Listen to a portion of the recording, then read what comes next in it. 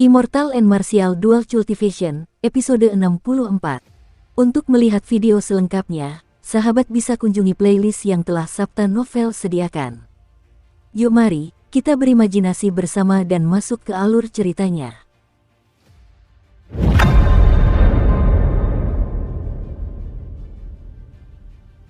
Xiao Chen mengikuti langkah kaki itu dan perlahan menuangkan ramuan obat ke dalam kuali obat.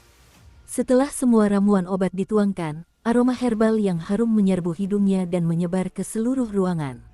Xiao Chen mengendalikan api sejati guntur ungu dengan hati-hati sambil perlahan-lahan mencampur cairan obat. Kotoran yang tidak perlu perlahan mengalir keluar dari saluran keluar kuali obat naga Azure. Meskipun metode pemurnian pil kecantikan bergizi rumit, pemurniannya tidak terlalu sulit.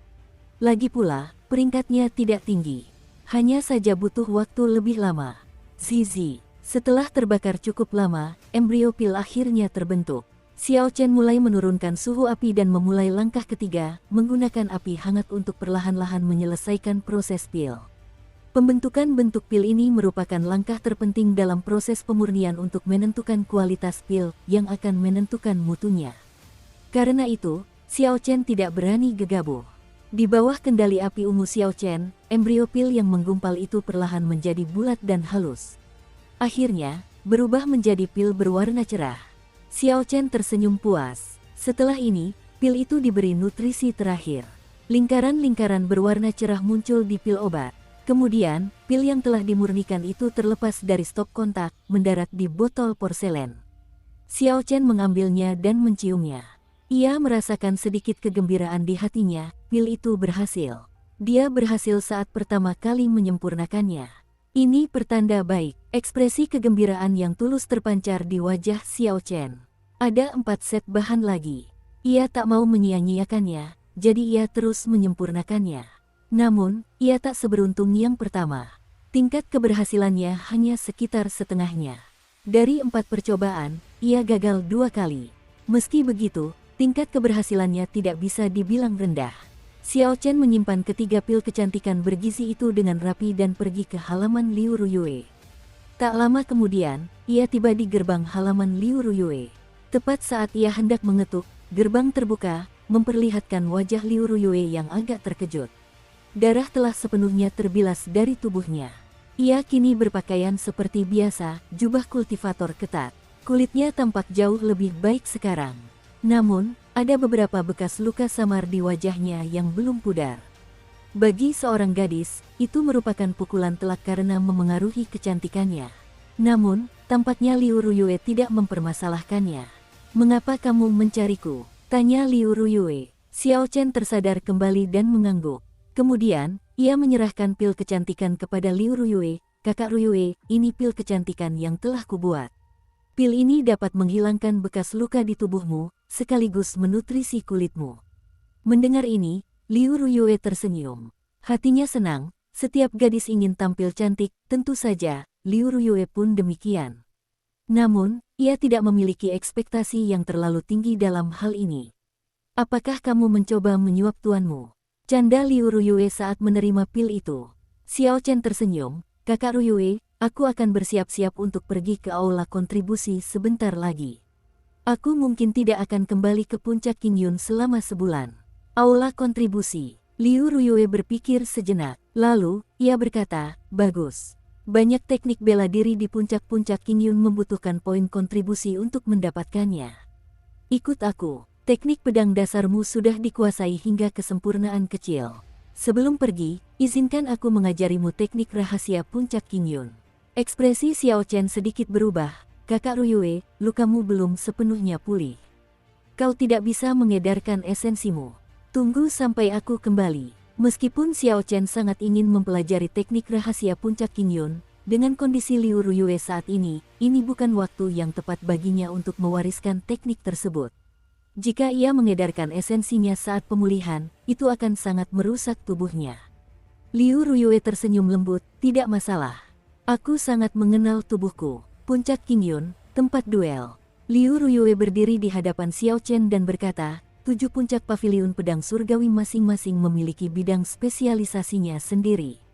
Keistimewaan teknik pedang puncak Qingyun adalah kecepatan pedang yang lebih cepat daripada angin. Jadi, semua teknik rahasia puncak Qingyun berkaitan dengan kecepatan.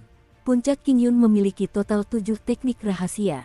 Mengingat gaya pedang bayangan bulan, hanya ada satu yang cocok untukmu, Clear Wind Chop.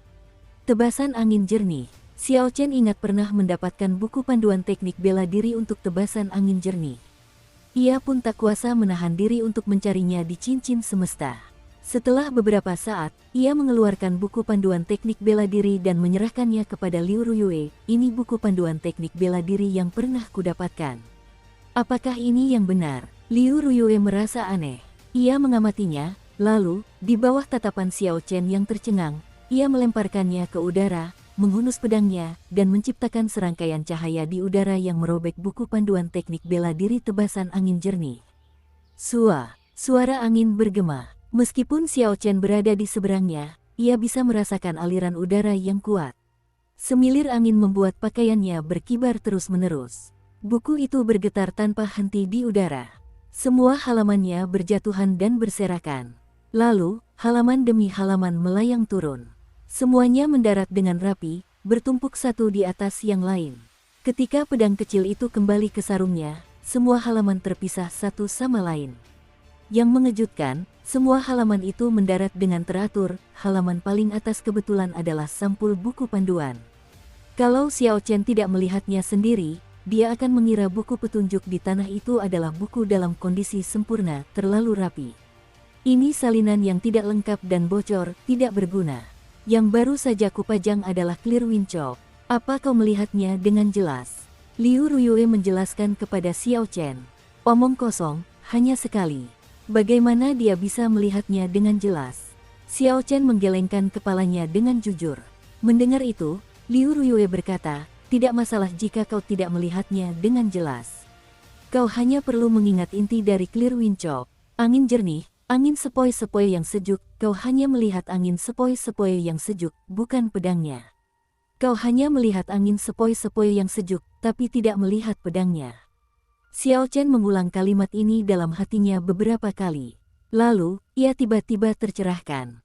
Saat Liu Ruyue menghunus pedangnya tadi, bilah pedangnya mengiris udara, menciptakan angin sepoi-sepoi yang sejuk. Jelas itu adalah angin sejuk yang disebabkan oleh pedang. Namun, menurut indranya, ia dapat merasakan angin sejuk itu dengan jelas, tetapi ia tidak dapat merasakan bilah pedang dengan jelas. Melihat Xiao Chen tampak tercerahkan, Liu Ruyue melanjutkan, arti kalimat ini adalah menyembunyikan niat membunuh di tengah angin dingin, sehingga lawan tidak dapat merasakan kehadiran bilah pedang. Sehingga mereka tidak dapat menilai dari mana asal bilah pedang tersebut. Tepat setelah Liu Ruyue berbicara, ia melangkah maju dan menghunus pedangnya lagi. Arus udara yang kuat tercipta, menciptakan angin sejuk yang tak henti-hentinya. Xiao Chen terpesona, ia seolah melihat pedang kecil di tangan Liu Ruyue menghilang ke udara. Meskipun ia tidak bisa merasakan niat membunuh, ia merasakan naluri tertentu bergejolak di dalam tubuhnya. Ia bereaksi cepat dan mundur 2 langkah. Begitu kakinya mendarat di tanah, pedang kecil itu muncul begitu saja, merobek bajunya hingga ke dada. Liu Ruyue menarik pedangnya dan melemparkan sebuah buku kepada Xiao Chen. Ini salinan tulisan tangan Clear Wind Chop. Meskipun ini salinan tulisan tangan, ini salinan yang lengkap. Salinan yang kau miliki tak tertandingi oleh yang ini. Itu saja, kau boleh pergi sekarang. Xiao Chen melirik teknik rahasia di tangannya sekilas, lalu menyimpannya dengan rapi. Ia bertanya, hanya itu. Sepertinya aku belum belajar apapun. Liu Ruyue tertawa terbahak-bahak. Ia menggunakan sarung pedang di tangannya untuk memukul Xiao Chen, mau apa lagi? Inilah inti dari apa yang telah kupahami. Sudah cukup bagimu untuk menghindari jalan yang salah. Ingat saja kalimat yang kukatakan. Kau hanya melihat angin yang jernih, bukan pedangnya. Benar, jangan ambil misi yang terlalu berbahaya. Setelah kau kembali, aku akan meluangkan waktu untuk mengajarimu mendengarkan pedang dan berkomunikasi dengannya.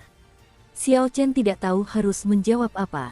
Ia merasa kebaikan Liu Ruyue terlalu berlebihan dan tidak bisa diterima. Liu Ruyue berkata, kau tak perlu terlalu banyak berpikir. Meskipun aku tidak jauh lebih tua darimu, kita tetaplah guru dan murid. Mewariskan ilmu bela diri kepadamu adalah bagian dari tugasku. Lagi pula, membantumu sama saja dengan membantuku. Xiao Chen membungkuk hormat kepada Liu Ruyue, lalu berbalik dan meninggalkan arena duel. Ia bersiap meninggalkan puncak Qingyun dan menuju dek pengamatan langit. Setelah Xiao Chen pergi, Liu Ruyue terbatuk beberapa kali, ia tak kuasa menahannya lagi. Aula kontribusi, yang mengeluarkan misi sekte, berada di panggung pengamatan langit yang ramai. Inilah yang Xiao Chen dengar dari orang lain di sepanjang perjalanan. Setelah Xiao Chen menuruni puncak Qingyun, ia segera bergegas menuju de observasi langit. Di pegunungan Lingyun, de observasi langit sangat menarik perhatian. De observasi besar itu dapat dilihat dari mana saja, sejauh apapun. Ada pepatah, gunung mungkin tampak dekat saat dipandang, tetapi perjalanan untuk mencapainya sungguh melelahkan. De observasi langit mudah terlihat dari puncak Qingyun, tetapi Xiao Chen membutuhkan waktu 2 jam untuk tiba di kakinya meskipun berlari sekuat tenaga. Terakhir kali ia datang ke de observasi langit, ia naik kapal giok milik Ge Yunbin. Kapal itu sangat nyaman, tidak seperti kesulitan yang harus ia lalui hari ini. Sesampainya di kaki gunung, ia memandangi de observasi langit yang menjulang tinggi. Ia tak kuasa menahan rasa sakit kepala yang datang ketika teringat bahwa ia harus mendaki sampai ke puncak. Adik junior ini mau ke de observasi surga, kan? Bagaimana kalau kau naik binatang roh terbangku? Kau hanya butuh 2 batu roh kelas rendah. Adik kecil, naiklah ke kudaku. Aku hanya akan meminta 1 batu roh kelas rendah. Lagi pula, binatang roh terbangku lebih cepat darinya. Tepat ketika Xiao Chen bersiap untuk naik, sekelompok orang tiba-tiba mengelilinginya. Di belakang setiap orang dalam kelompok ini terdapat seekor binatang roh terbang, mereka tampaknya sedang menjalankan bisnis taksi. Namun, harganya sungguh mengejutkan. 1 kali perjalanan saja membutuhkan batu roh kelas rendah, jauh lebih mahal daripada naik pesawat. Akhirnya, Xiao Chen menghabiskan batu roh kelas rendah dan menyewa binatang roh terbang untuk mendaki gunung.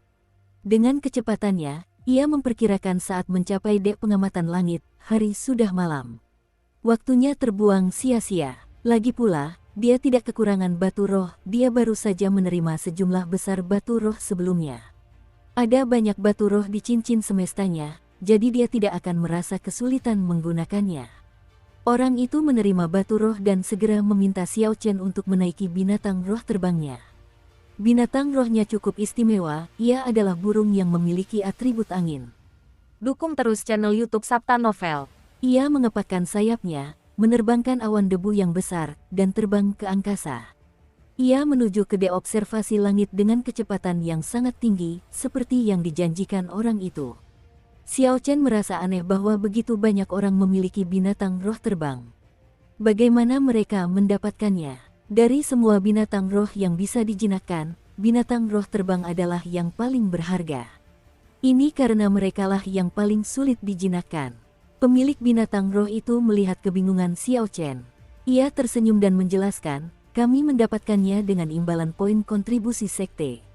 Binatang-binatang itu bisa didapatkan di aula binatang roh sekte kami. Namun, peringkat binatang roh ini relatif rendah, dan mereka tidak terlalu berguna. Xiao Chen merasa aneh, dia bertanya, apa maksudmu dengan itu?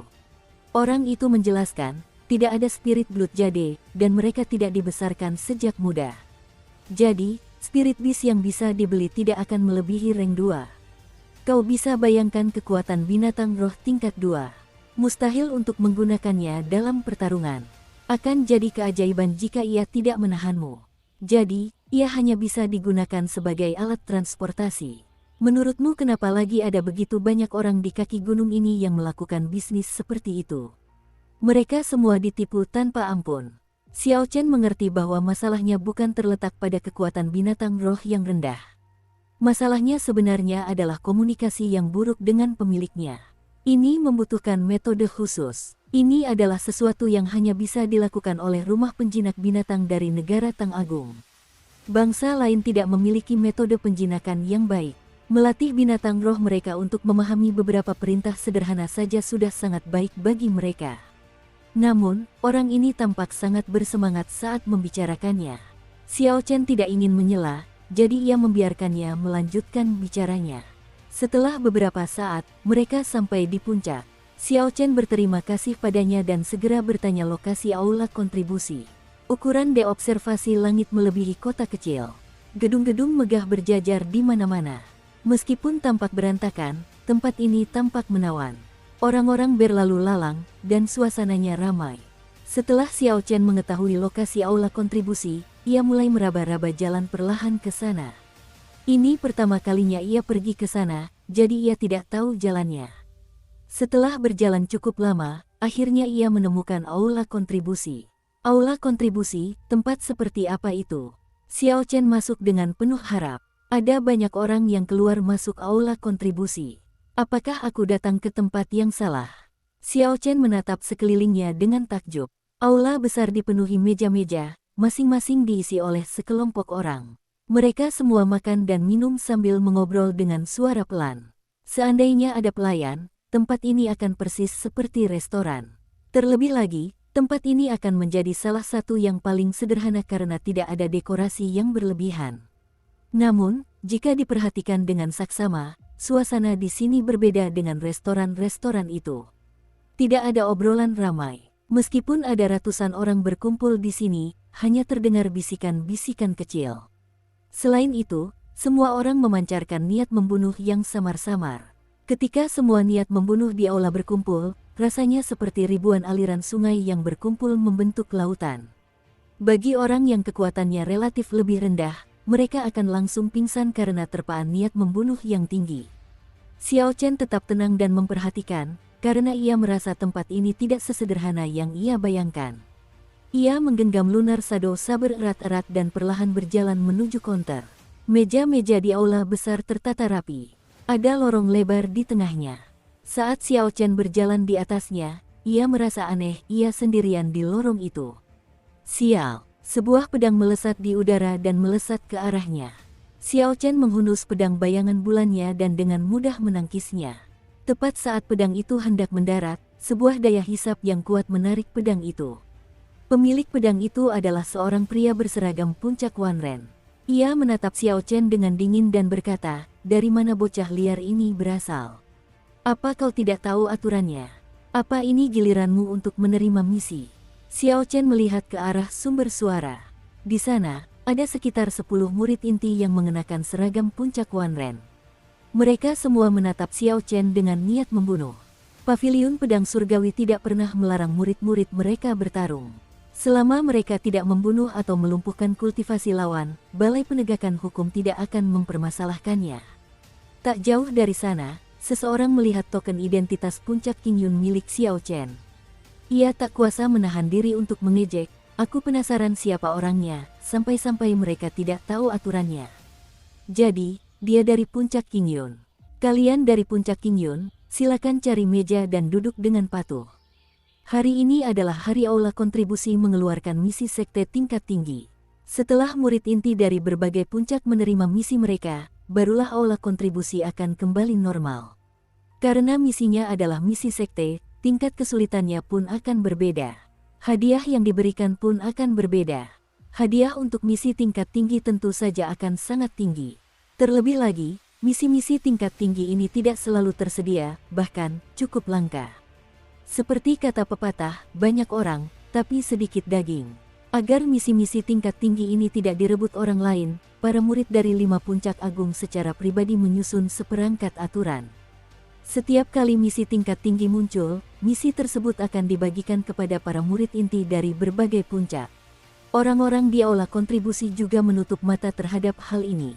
Kesulitan misi tingkat tinggi memang tinggi, dan jelas jauh lebih sulit daripada misi biasa. Jika para murid inti yang menyelesaikannya, mereka pasti bisa menyelesaikannya lebih cepat. Xiao Chen datang di saat yang kurang tepat, kebetulan, ada misi tingkat tinggi yang akan datang hari ini. Para murid inti dari puncak-puncak besar sedang berdiskusi di luar tentang bagaimana membagi misi tingkat tinggi tersebut. Sebelum hasilnya keluar, semua murid dalam di aula besar tidak berani bergerak, mereka takut menimbulkan kesalahpahaman, membuat orang berpikir mereka akan merebut misi tingkat tinggi. Ada seorang murid yang baik hati yang menjelaskan aturan secara rinci kepada Xiao Chen.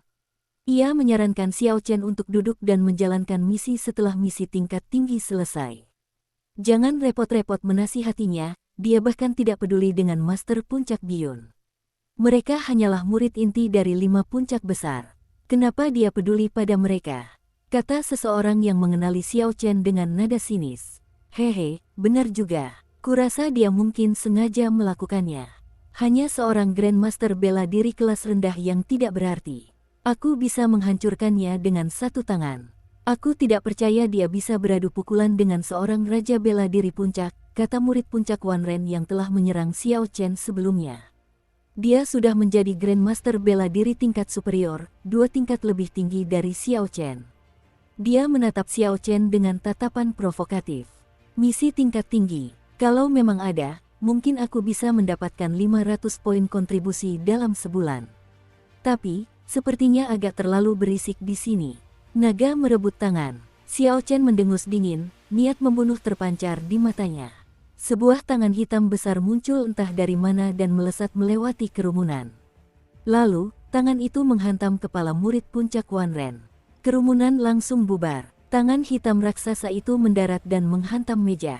Di bawah kekuatan dahsyat itu, meja kayu itu pecah dengan suara dentuman keras, memenuhi udara dengan serpihan kayu. Di aula besar aula kontribusi, semua orang menatap Xiao Chen dengan takjub. Mereka tidak menyangka Xiao Chen akan bertindak gegabah. Lagi pula, dia sendirian, bagaimana mungkin dia bisa menandingi begitu banyak murid puncak Wan Ren? Berani sekali kau menyerangku. Kalau aku tidak menghajarmu habis-habisan dan mengajarimu cara menghormati senior, namaku bukan Liu, umpat pemimpin itu ketika melihat Xiao Chen bergerak. Tepat saat ia hendak memimpin murid-murid puncak Wan Ren untuk maju, sebuah tangan hitam besar tiba-tiba muncul seperti bayangan iblis dan mengepal. Liu terkejut dan terkepal oleh tangan itu. Xiao Chen menariknya pelan, dan sebuah kekuatan besar menarik Liu ke depan. Lalu Xiao Chen meninju dadanya dengan keras. Tangan hitam raksasa itu telah lenyap. Saat tinju Xiao Chen mengenai dadanya, ia memuntahkan seteguk darah dan jatuh ke lantai. Bang! Saat Liu sedang berjuang untuk bangun, Xiao Chen menginjak dadanya dan mendorongnya kembali. Xiao Chen mengerahkan seluruh tenaganya untuk mendorong, menyebabkan Liu muntah darah lagi. Hanya serangan diam-diam, bagaimana itu bisa dianggap ampuh? Kalau kau punya nyali, biarkan aku pergi dan bertarung lagi. Liu tak kuasa menahan teriakannya, ia berusaha sekuat tenaga menahan kaki Xiao Chen, tetapi sia-sia. Xiao Chen bukan anak berusia 3 tahun, jadi wajar saja jika ia tak akan tertipu oleh tipuan Liu. 10 murid puncak Wan Ren di sampingnya bergegas menghampiri. Karena Xiao Chen sedang berada di bawah Liu, mereka tak berani berbuat apa-apa. Melihat situasi ini, Liu berteriak, lakukan sesuatu. Ini paviliun pedang langit, dia tidak akan berani membunuhku. Membunuh. Mendengar ini, kerumunan tak lagi ragu. Pedang mereka menyala dengan cahaya pedang, dan mereka semua menyerbu Xiao Chen untuk menyerangnya. Xiao Chen tersenyum tipis dan mengeksekusi 3 bayangan awan mengalir tanpa perlu mencabut pedang bayangan bulan dari sarungnya. Ia berubah menjadi lautan luas, ia bahkan tidak gentar menghadapi serangan yang datang tanpa henti. Pedang bayangan bulan bagaikan air yang mengalir, menimbulkan riak-riak kecil saat terus berubah arah. Mereka yang menyerang Xiao Chen merasa seperti sedang menyerang permukaan air. Mereka menyebabkan permukaan air berguncang, menciptakan gelombang besar, lautan terombang-ambing. Namun, setelah beberapa saat, permukaan air kembali tenang, menjadi seperti cermin lagi, tanpa riak. Kesempurnaan bagaikan air, bersaing dengan tidak bersaing. Serangan yang mengenai sarung pedang Xiao Chen semuanya terpantul kembali pada diri mereka sendiri. Pada saat itu, semua orang tercengang. Tak lama kemudian, gelombang serangan lain kembali menyerang Xiao Chen. Seperti sebelumnya, Xiao Chen tak bergerak sedikit pun. Hatinya setenang air. Sarung pedangnya menangkis setiap serangan dengan kuat. Ketika gelombang serangan kelima dipantulkan kembali, Xiao Chen kehilangan kesabaran dan menghunus pedang bayangan bulan dengan suara Huang Dang. Cahaya dingin yang menusuk muncul saat pedang itu ditarik dari sarungnya. Dalam waktu yang dibutuhkan percikan untuk terbang, Xiao Chen menusuk ke bawah ke arah Liu dengan bayangan bulan di tangan kanannya. Dengan suara puci, ujung bilah pedang itu menembus 1 inci di sisi jantung Liu, menyebabkan banyak darah menyembur keluar tanpa henti. Aula besar yang tadinya sunyi kini berubah sunyi senyap. Semua orang di aula besar ternganga lebar. Mereka semua tercengang, seolah-olah ada korsleting di otak mereka. Karena sudutnya, semua orang mengira Xiao Chen telah menusuk jantung Li Yu dengan pedang. Mereka semua mengira Xiao Chen telah memakan kantong empedu macan tutul. Dia benar-benar berani membunuh seseorang di aula kontribusi. Catatan, memakan kantong empedu macan tutul, ini berarti Xiao Chen sangat berani. Biasanya digunakan dalam situasi di mana seseorang melakukan tindakan yang tidak dapat dipercaya. Xiao Chen dengan cepat mencabut pedang dari tubuh Li Yu, menyebabkan muncratnya darah dalam jumlah besar. Saat para murid puncak Wanren teralihkan, ia langsung mengeksekusi 3 bayangan awan mengalir. Sosok Xiao Chen menjadi kabur. Seolah-olah seluruh tempat itu dipenuhi sosok Xiao Chen. Ketika semua sosok itu menyatu kembali, sebuah pedang telah menancap di dada setiap murid puncak Wanren. Ada sengatan listrik yang menari-nari di semua luka mereka sementara darah terus mengalir, rasanya sangat menyakitkan. Semua murid puncak Wanren jatuh ke tanah, terus-menerus mengerang kesakitan. Suaranya begitu menusuk di aula besar yang sunyi. Huhu, tiba-tiba 2 orang muncul entah dari mana dan memeriksa luka Li Yu. Mereka dengan cepat menekan beberapa titik akupunturnya dan bertukar pandang. Mereka mengabaikan orang-orang terluka lainnya dan mundur. Xiao Chen mengerti bahwa kedua orang ini adalah penjaga aula kontribusi. Jika dia benar-benar membunuh Li Yu, mereka tidak akan hanya menonton tanpa melakukan apapun. Xiao Chen terus berjalan maju, mengabaikan tatapan semua orang. Ia benar-benar mengabaikan segalanya, termasuk aturan yang ditetapkan oleh 5 puncak tertinggi. Ia siap untuk melihat misi tingkat tinggi apa yang tersedia. Menurut Xiao Chen, karena ini adalah misi dari aula kontribusi, semua orang berhak mengambilnya. Memonopoli misi-misi ini merupakan bentuk intimidasi. Terlebih lagi, Xiao Chen sangat membutuhkan poin kontribusi.